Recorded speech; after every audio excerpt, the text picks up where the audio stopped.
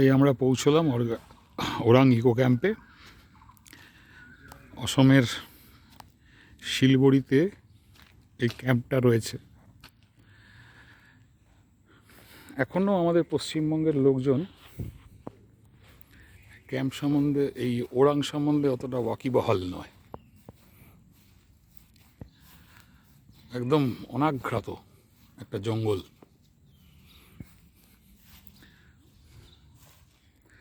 চলতি কথায় আগে আমরা ইংরেজিতে ভার্জিন ফরেস্ট বলি, প্রায় সে ধরনের।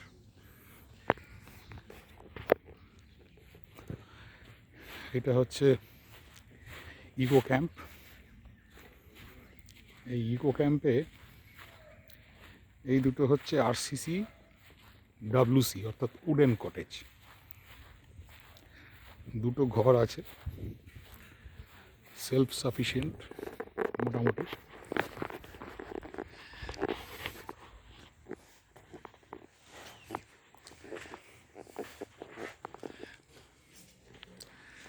ঘর, ডবল বেড, একটা আলনা,